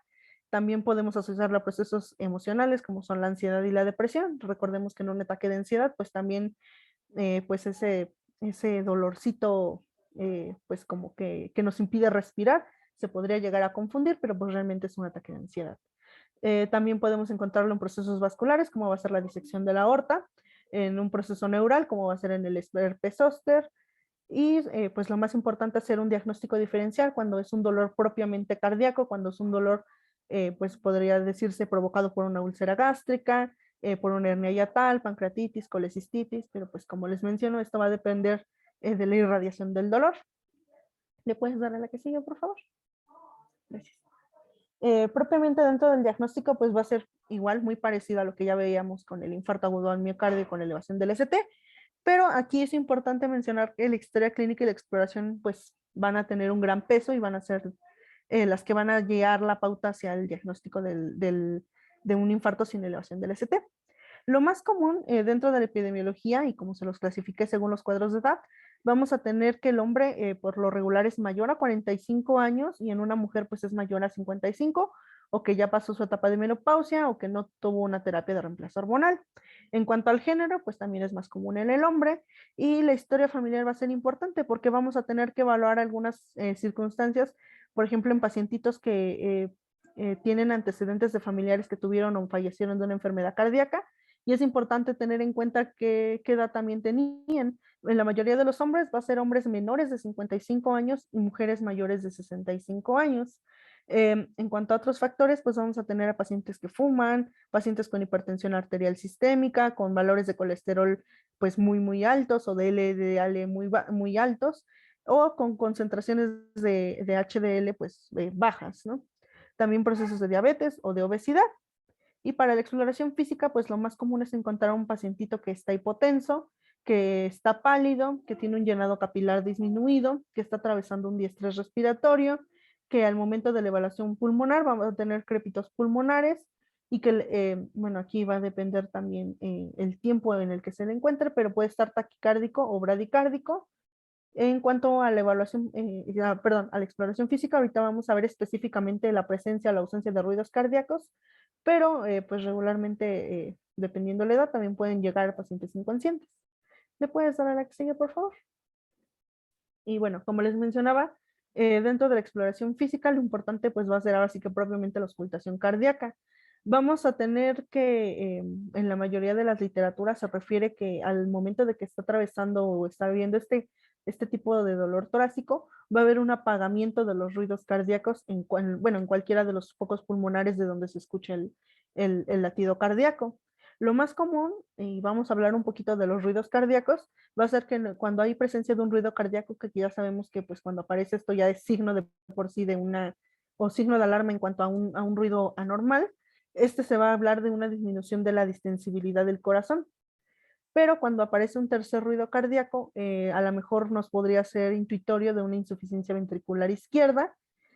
También podemos escuchar alteraciones en el segundo ruido cardíaco, que va a ser como un desdoblamiento, y a lo mejor esto nos puede inducir a pensar en un bloqueo completo de la rama izquierda de las de His, o también podemos encontrar un soplo regurgitante en la región paraesternal. Dentro de la exploración física también pues sabemos que es importante al momento de la palpación. Vamos a encontrar un levantamiento telediastólico o con doble levantamiento apical, que lo más común es que ahora sí que debido al proceso que está habiendo de isquemia, muchas de las veces se refiere que la punta del corazón, sí, la punta del corazón, tiene un como ligero levantamiento, un ligero, sí, un choque contra la pared, y que este puede ser perceptible al tacto. ¿Le puedes dar a la que sigue, por favor? Y bueno, este esquemita la verdad nos resume bastante de lo que vamos a ver. Brenda nos va a hablar del electrocardiograma y de todas las concentraciones de enzimas, pero tomando el primer peldaño, que es el de los signos y síntomas, sí, signos y síntomas, vamos a tener que en un inicio vamos a poder evaluar el dolor cardíaco, y vamos a ver que pues dependiendo el estadio nos va a referir una intensidad. Nos va a hablar de una intensidad baja hasta una intensidad alta, y que esta pues ahora sí que es propiamente, nos va a hablar inclusive del tipo de tratamiento que se va a requerir. ¿Le puedes dar a la que sigue, por favor? Y bueno, para continuar con la parte del diagnóstico, pero ya propiamente por estudios de laboratorio y de gabinete, van a notar que realmente el diagnóstico y el tratamiento son muy similares a lo que ya nos mencionó Santiago con el infarto, con elevación del ST. Vamos a comenzar con la parte del laboratorio, que propiamente pues ya nos mencionaron la importancia de la medición de las enzimas cardíacas. En este caso pues tenemos la creatinfosfoquinasa, que va de 0 a 4 unidades, y esta pues ya nos mencionaron, se va a elevar a las 3 horas y sus concentraciones máximas van a ser a las 24 horas. Sin embargo, esta enzima pues de forma general no es tan específica, a menos que nosotros midamos la concentración de la subunidad MB. Y bueno, esta ya va a ser más específica de la necrosis miocárdica. Tenemos también lo que es la mioglobina, la cual se va a liberar de las células miocárdicas que han sido dañadas pues propiamente por la zona del infarto. Esta mioglobina se va a encontrar elevada de 1 a 4 horas después de que inició el cuadro sintomatológico, y va a tener un pico entre las 6 a las 7 horas y va a desaparecer a las 24. Por lo tanto, pues por esta desaparición tan repentina o tan pronta, no va a ser tan específica. Es por eso que lo ideal es la medición de las troponinas T y la troponina I. Estas nuevamente se van a elevar a las 3 horas y su pico máximo va a ser a las 24. Como ya nos mencionó Santiago, su persistencia va a ser hasta de 2 semanas, por lo cual van a ser las que tienen mayor especificidad para la detección pues, de un infarto mediante enzimas cardíacas. Sus valores normales de la troponina T vamos a tener que van a ser de 0 a 0.04 nanogramos sobre mililitro, y de la troponina I de 0 a 0.1 nanogramos sobre mililitro. Es decir, cuando tenemos elevación por encima de estos niveles ya tenemos que tener una sospecha de posibilidad de infarto. Y bueno, por otro lado también podemos encontrar una leucocitosis en nuestro paciente. Y existen otros biomarcadores que también pueden ser como factores pronósticos a corto plazo. Sin embargo, pues no se ha mencionado o no se ha descubierto que sean tan específicos de un infarto. Entre ellos, pues son los péptidos natriuréticos o también, por ejemplo, tenemos la proteína C reactiva. Pero como les menciono, pues nuevamente destacando lo que es la especificidad de las troponinas. Y bueno, el electrocardiograma igual ya nos mencionaron que es el pilar, el estudio pilar para nuestro diagnóstico. En el caso de, pues, de los infartos, igual ya nos mencionaron que lo ideal es realizarlo dentro de los primeros 10 minutos de ingreso de nuestro paciente pues, a nuestra sala de urgencias, pues ya sea para buscar una isquemia o una lesión miocárdica, que pues también ya nos explicó Santiago. Y en el caso del infarto sin elevación del ST, los cambios electrocardiográficos pueden incluir infradesniveles del segmento ST en 2 o más derivaciones contiguas de 0.5 milímetros o incluso hasta más, posibles cambios en la onda T de 1 milímetro o más en 2 derivaciones. Y también algo que marcaba es que en estos pacientes es posible que el 30% de los casos nos muestren un electrocardiograma normal. Y pues si ustedes recordarán, de cualquier manera, Santiago nos había mencionado que lo ideal es que si la sintomatología persiste, o en este caso que el electro sea normal, lo ideal es tomar otro electro en intervalos seriados de 15 o hasta 30 minutos, pues con la intención de ver si hay algún cambio que se pueda registrar. Y bueno, estos son los trazos principales que podemos encontrar en un infarto sin elevación del ST. Como les menciono, el 30% de los pacientes tiende a presentar un electro normal. Pero bueno, el siguiente trazo es la inversión en la onda T igual o mayor a 1 milímetro, como ya les mencioné, en 2 o más derivaciones, considerando principalmente las derivaciones de 1, de 2, ABL y de B2 a B6. Y por último, la depresión propiamente en el segmento ST, que se puede encontrar mayor o igual a 0.5 milímetros en las derivaciones B2 y B3 principalmente, o igual o mayor a 1 milímetro en el resto de las derivaciones. Y este patrón o este trazo electrocardiográfico va a ser un indicador de isquemia severa. De igual manera, pues ya nos mencionaron otros estudios diagnósticos que si bien son de utilidad, pues los anteriores, las enzimas cardíacas y el electrocardiograma son los pilares del diagnóstico. Tenemos nuevamente el electrocardiograma, pues que nos va a ser útil para identificar anormalidades sugestivas de isquemia o de necrosis y propiamente evaluar la función ventricular. La angiografía coronaria, pues igual para detectar presencia de trombos o de, pues sí, de vasos que ya están ocluidos y que nos pueden identificar en dónde está la zona de isquemia o en dónde posiblemente podemos tener posteriormente un infarto. Y bueno, la gammagrafía cardíaca también nos va a permitir visualizar si existe estrechamiento en las arterias coronarias. Sin embargo, pues esta no es tan, pues, tan accesible o en todos los hospitales pues se cuenta con ella. Y algo muy importante, como también ya nos mencionaron, es la toma de una radiografía de tórax, pero esta principalmente con la intención de, pues, de descartar diagnósticos diferenciales, principalmente pues aquellos asociados con dolores torácicos, como ya nos mencionaba Erika, similares a los de un infarto. Y bueno, los que podemos destacar también son otros diagnósticos diferenciales como las neumonías, los neumotórax o las fracturas, si existe alguna cardiopatía pues con hipertrofia o una cardiomegalia propiamente. El tratamiento farmacológico realmente es muy similar al infarto con elevación del ST y por eso, bueno, lo vamos a ver igual un poquito más simplificado. Y bueno, en el caso de este tratamiento lo vamos a clasificar o poner en tres pasos, que el primero pues es la utilización de fármacos antiisquémicos, el segundo los fármacos antiagregantes plaquetarios y por último los fármacos anticoagulantes, sin olvidar pues la valoración del uso de oxígeno complementario en caso de, como ya nos mencionaron, si la saturación es menor al 90% a 4 litros por minuto. Comenzando propiamente con los fármacos antiisquémicos, vamos a tener aquellos que son, vamos a tener de dos mecanismos de acción, aquellos que reducen el consumo miocárdico de oxígeno, disminuyendo la frecuencia cardíaca, la tensión arterial, la precarga, y que van a deprimir la contractibilidad de los ventrículos, y los que van a aumentar el aporte miocárdico de oxígeno, que van a inducir a la vasodilatación, y bueno, así van a mejorar el flujo sanguíneo, permitiendo mayor oxigenación pues, al músculo cardíaco.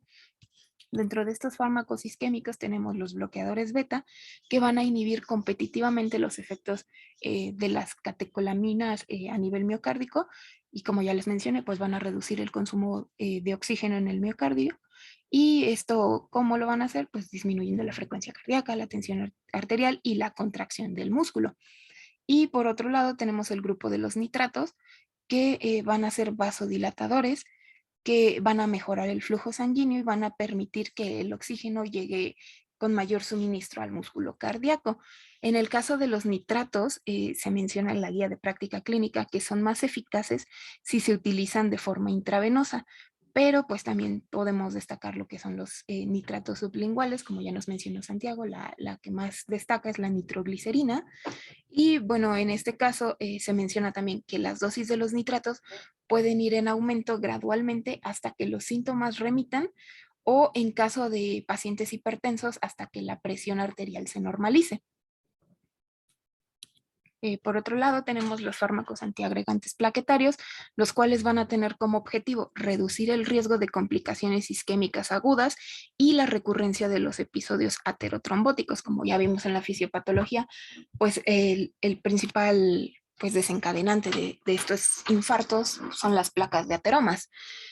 Por lo tanto, pues lo ideal es que este tipo de fármacos deben instaurarse precozmente después de un diagnóstico de síndrome coronario agudo sin elevación del ST, en caso de que no exista ninguna contraindicación.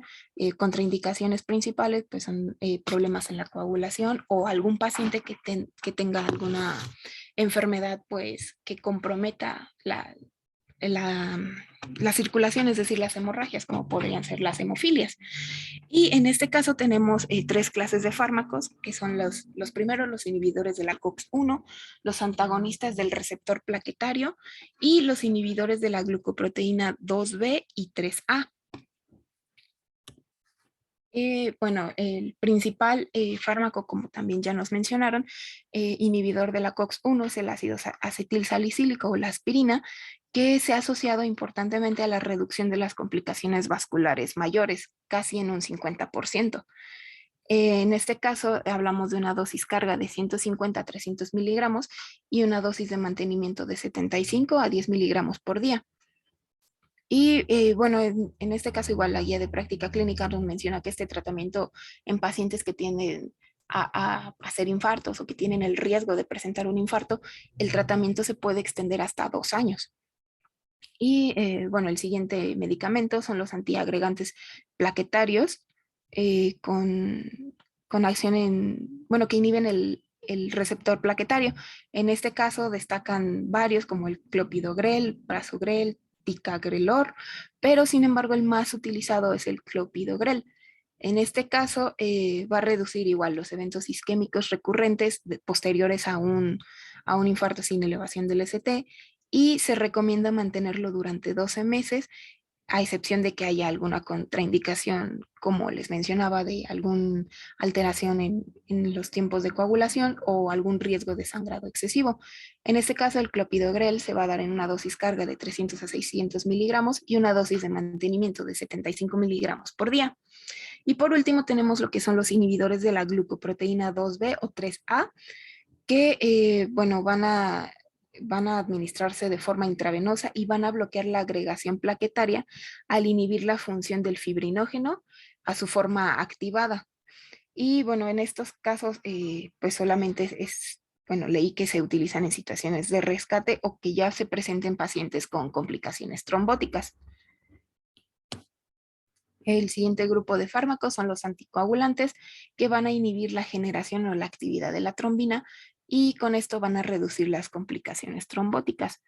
Igual vamos a tener diversos fármacos que van a actuar a diferente nivel de la cascada de coagulación, entre ellos pues los inhibidores indirectos de la coagulación, como son las heparinas de bajo peso molecular, que van a ser inhibidores indirectos de la trombina o aquellos inhibidores indirectos del factor 10.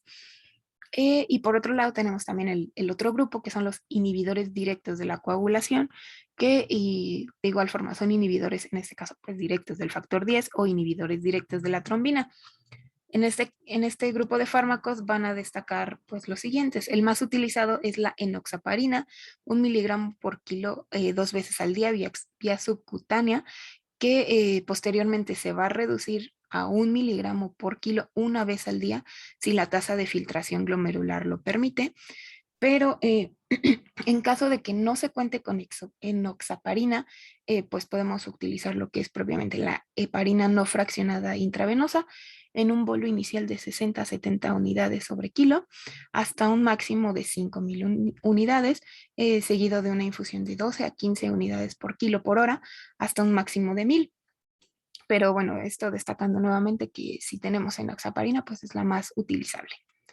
Y por último, el tratamiento no farmacológico, además de las medidas que ya nos mencionaba Santiago, de la dieta, del ejercicio y de dejar los hábitos pues, toxicológicos, hablamos propiamente de la revascularización coronaria, la cual pues, nos va a aliviar los síntomas, va a cortar el ingreso hospitalario posterior y va a mejorar el pronóstico de nuestros pacientes. Y bueno, este tipo de tratamientos pues va a depender propiamente de diversos factores, entre los que destacan propiamente el estado del paciente, si presenta características de riesgo, comorbilidades y bueno, la gravedad propiamente de la lesión identificada pues una vez que ya se instauró el cuadro del infarto. Y por último, pues tenemos la escala de riesgo TIMI para evaluar la mortalidad del infarto o isquemia recurrente a los 14 días de un infarto sin elevación del ST. Y bueno, esta escala también nos va a ayudar a determinar si el paciente va a necesitar o no una revascularización coronaria. En esta escala tenemos las variables que se incluyen, son 7 y son factores pronósticos pues independientes, en las cuales pues van a destacar una edad mayor a los 65 años, presencia de al menos 3 factores de riesgo coronario, si presenta estenosis coronaria, el infradesnivel en el segmento ST al momento de la admisión, si ha presentado al menos 2 episodios de angina en las 24 horas previas, elevación sérica de biomarcadores cardíacos y el uso de aspirina en los últimos 7 días. Esta escala, como les menciono, pues va a determinar la probabilidad de presentar eventos adversos, como pues son propiamente la muerte o la recurrencia de un nuevo infarto, pues isquemias, y como les mencioné también, si nuestro paciente necesita una revascularización. En este caso, por cada una de las variables se va a sumar un punto y a mayor puntaje, mayor riesgo. En aquellos pacientes que tienen un puntaje de 0 o 1, pues el riesgo es de un 4.7%. Si el paciente tiene un puntaje de 2, tiene aproximadamente un 8% de probabilidad de riesgo. Y bueno, como les mencionaba, mayor riesgo, a mayor puntaje, mayor riesgo. Aquellos pacientes que ya son de riesgo alto, es decir, que su puntaje comienza de los 5 o de los 6 o 7 puntos, su porcentaje de riesgo va a ser hasta del 40 a un 50%. Y pues eso sería todo.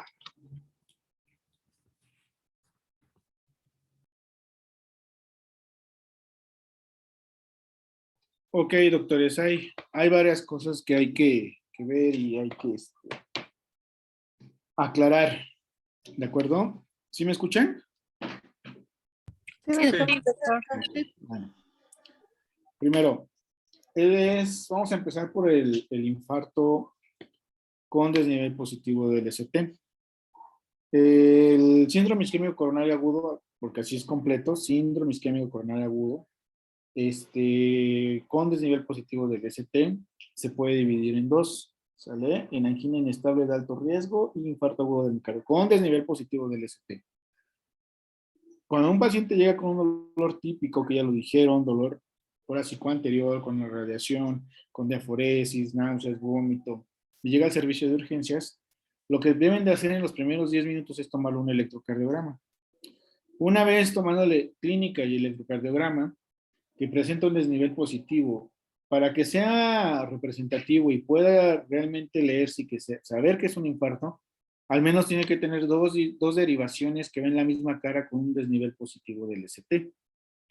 ¿De acuerdo? Si nada más tienen un desnivel positivo en una sola derivación y en las demás derivaciones que ven una sola cara no lo tienen, no estamos hablando de un infarto. Puede ser un trastorno de repolarización, una pericarditis, otra cosa.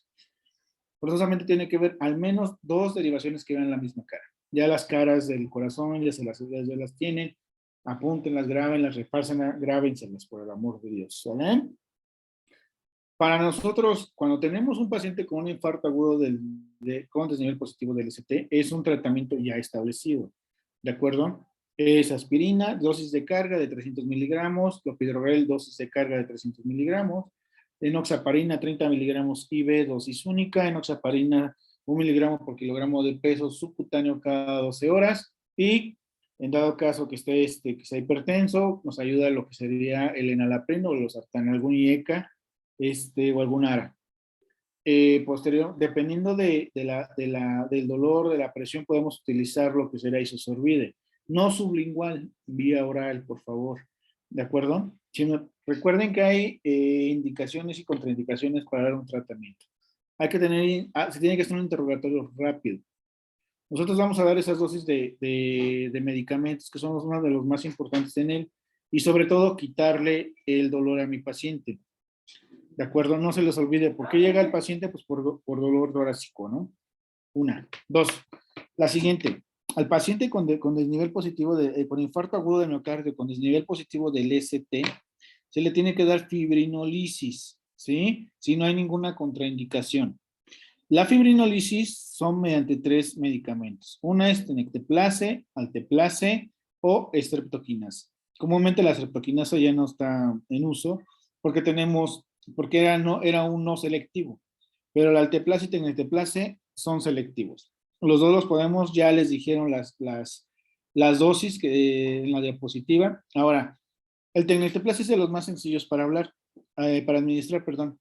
Viene graduado una jeringa por kilogramo de peso de un lado y del otro lado los miligramos. Entonces, lo único que tienen que es preparar y ponerle al peso del paciente y pasárselo a nuestro paciente, ¿de acuerdo? Recuerden que no solamente va a darle, no va a haber lisis del trombo a nivel del corazón, sino va a ser en todo el sistema, entonces corre el riesgo de que pueda llegar a sangrar.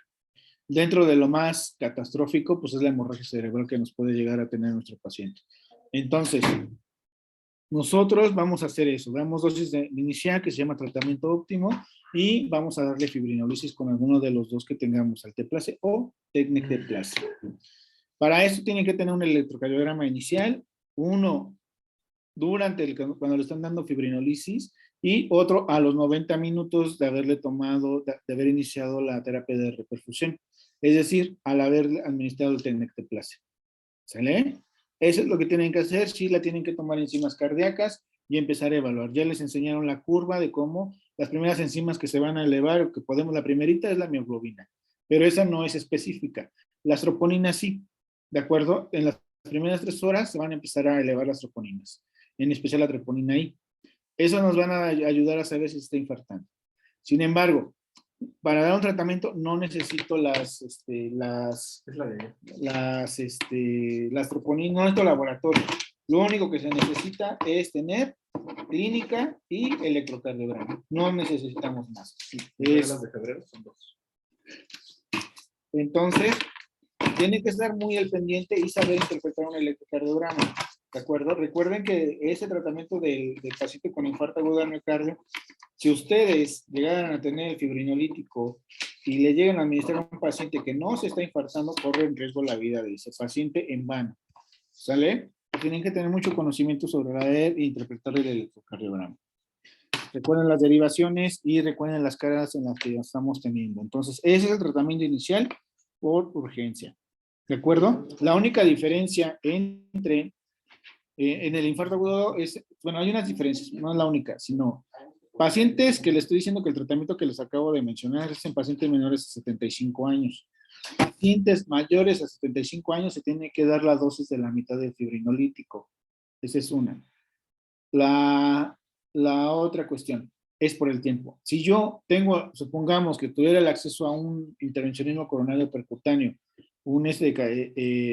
para hacerle cateterismo a mi paciente, y tengo el hospital, estoy cerca, y sé que en menos de una hora ya está en la sala, a ese paciente pasa directamente al intervencionismo coronario percutáneo, al cateterismo, ¿de acuerdo? Pero si me voy a tardar más de los 90 minutos en poderlo llegar a pasar a mi paciente, tenemos que dar el tratamiento fármaco invasivo. ¿Qué quiere decir esto? Primero damos la fibrinolisis, que es la famosísima trombolisis, y posteriormente lo envía a un centro para que le hagan un cateterismo. Una vez que ustedes trombolizaron, van a tener 24 horas para poderlo enviar. Y se ha visto la evidencia que hasta 48 horas, ¿de acuerdo? Pero para eso tienen que hacer un buen diagnóstico, ¿sí? Algo que mencionabas, que el tirofiban, los otros que mencionaron, al final del infarto sin desnivel, esos medicamentos se van a dar únicamente cuando el paciente va a pasar aquí a intervencionismo coronario percutáneo, el cateterismo. Si no, no se dan, ¿de acuerdo? Únicamente se dan si el paciente va a pasar al intervencionismo. Está bien que lo sepan, está bien que se van a utilizar, pero no, eso se dan hasta que no va a pasar a intervencionismo coronario percutáneo. ¿De acuerdo? Ahora bien, con infarto sin desnivel positivo del ST, el paciente puede llegar a tener la clínica de aforesis, náusea, dolor, toda la clínica que ya mencionaron. Pero el electro puede estar normal. Eso no quiere decir que no se esté infartando, ¿de acuerdo? Y tenemos que iniciar el tratamiento, como ya se los mencionaron. ¿Sale y vale? Todas las dosis de mantenimiento, todas las dosis de impregnación se tienen que seguir dando. ¿Sale? De ustedes va a depender un buen diagnóstico y un buen tiempo de darle tratamiento. Entre más se tarden, tenemos hasta 12 horas para trombolizar a los pacientes con infarto agudo de miocardio con desnivel positivo del ST. Hasta 12 horas a partir de la hora de inicio de dolor. ¿Sí? Tienen que tener mucho cuidado en el interrogatorio y preguntarle si no le dolió previamente, cuándo fue cuando tuvo el máximo dolor y a partir de ahí se le quitó, no se le quitó, la aumentó, ¿qué pasó? ¿Sale? Porque también sobre esto hay anginas posinfarto. Es decir, que se pudo haber infartado ayer, y hoy empezó con dolor otra vez y ahora acude. ¿Sale? Para todo esto les va a ayudar mucho el electrocardiograma. ¿Sale? Ya les informaron, ya vieron ahí las imágenes, un desnivel positivo del ST. Hay que tener mucho cuidado. Recuerden, como les digo a los que están viniendo, y que en el pase de visita, la clínica siempre va a ser el 70% hasta el 80% de diagnóstico de un padecimiento. ¿De acuerdo? De ustedes va a depender si lo hacen bien o lo hacen mal. La mayor forma de equivocarnos es no preguntar y no interrogar y no revisar a mi paciente. Entonces sí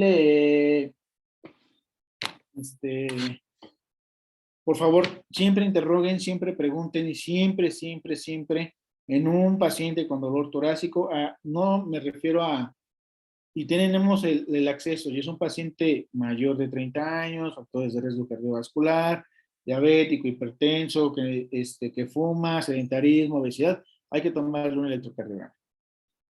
Esos pacientes menores de 20 años para abajo, que llegan con un dolor torácico, que se mueren y todo, es muy difícil que estén pasando un infarto, así extremadamente muy difícil. Claro, cada vez se está viendo más infartos en pacientes más jóvenes, ¿no? Más jóvenes a partir de los 30 años, pero ese que se llega, o el hombre que se llega quejando de que, ay, me tuve un problema y me duele el pecho, el 99.9% no es ningún infarto. Es un dolor muscular. ¿Sale? Recuerden que el que no pregunta y no hace, va a meter la pata. Por después de las 3 horas, nunca vamos a lograr salvar, aunque lo metiéramos al cateterismo al 100% de corazón, que ya se está infartando. Pero si la agarran en las primeras 3 horas, vamos a recobrar hasta un 70%, 80% de ese músculo que se estaba muriendo. Entonces, pregunten, tomen electro, hagan lo que tienen que hacer y no van a tener complicaciones, ¿de acuerdo? Diferencias entre tratamiento con uno de desnivel y uno con desnivel, que el del desnivel hay que darle fibrinolisis, está dentro de las primeras 12 horas. 2. Con desnivel se tiene que utilizar dosis de enoxaparina IV, 30 miligramos IV. En menores de 75 años, mayores de 75 años no se administra. 3, los cambios electrocardiográficos que tenemos que llegar a tener.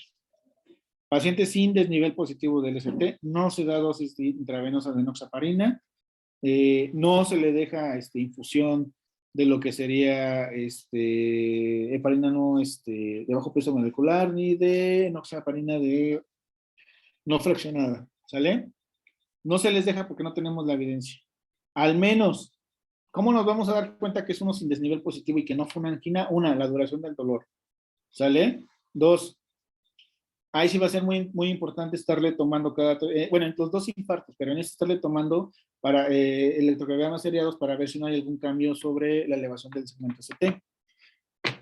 3, la forma que vamos a darnos cuenta que si fue una angina o un infarto sin desnivel positivo, nos van a hacer las enzimas cardíacas. Es lo que nos va a ayudar, y ese paciente tiene que irse a un cateterismo a un intervencionismo coronario percutáneo. ¿Sale? ¿Por qué la prisa o por qué el fibrinolizar, enviar a un tercer nivel los pacientes con infarto agudo del miocardio con desnivel positivo del ST?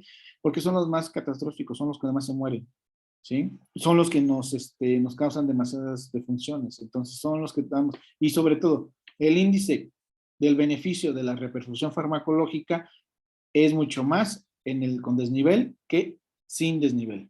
Entonces, necesito que se lleven eso para que ustedes lo sepan, lo conozcan y pues a ver pacientes, ¿sale? A ver pacientes, a revisarlos, a revisar electros. La única forma de aprender el electrocardiograma es viéndolos. No hay otra forma de aprender el electrocardiograma. Leyendo y viéndolos. Entonces, cuando ustedes vengan a rotar, vean los electros. ¿Tienen duda? Pregunten. Para eso estamos. ¿Sale? ¿Dudas, doctores? Yo sí, Doc. Dime. En el caso de que alguien sea alérgico a los AINES, ¿cuál sería el suplemento de la aspirina? Ah, sí, mira, dame un segundo. O sea, sí hay otro medicamento, pero ahorita no lo tengo en la mano, déjame nada más, pero sí hay otro, pero no me acuerdo cuál es. Dame chance, nada más, se los mando por el WhatsApp para que tengan el nombre, pero sí hay otros. ¿Sale? Sí, Hay Doc, otros gracias. pero el que sea alérgico a la aspirina no impide que no le des clopidogrel. ¿Sale? O sea, das clopidogrel, no le das la aspirina y ahorita les digo el otro, que no me acuerdo el nombre de ese, pero sí hay uno. ¿Sale? Sí, Doc, gracias. ¿Otra duda?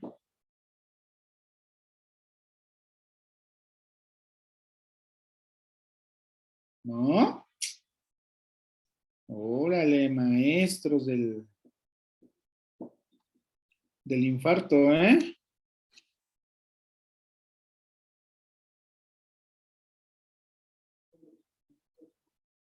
¿No? ¿Seguro?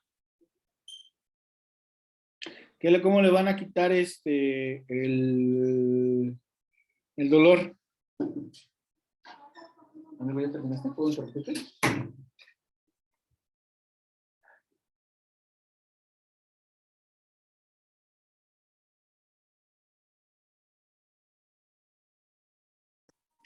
¿Se supone que es con la aspirina?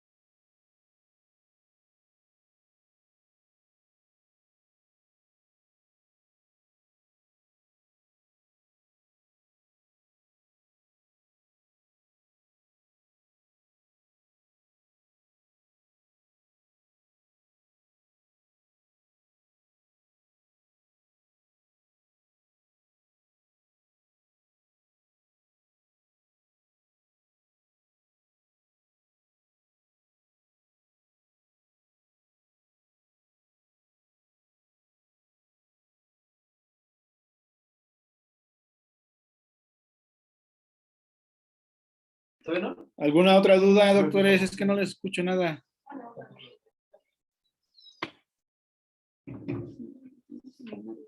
¿O es mi internet? No, Doc. No, creo que no. Bueno, conste, ¿eh? Que hay varias cosas que, bueno. Cualquier cosa, bueno, yo estoy a sus órdenes y lean más sobre infartos, ¿sale? Sí, Creo que doctor. gracias. Ándale, pues, cuídense. Gracias. Hasta luego. Igualmente, Doc, hasta luego.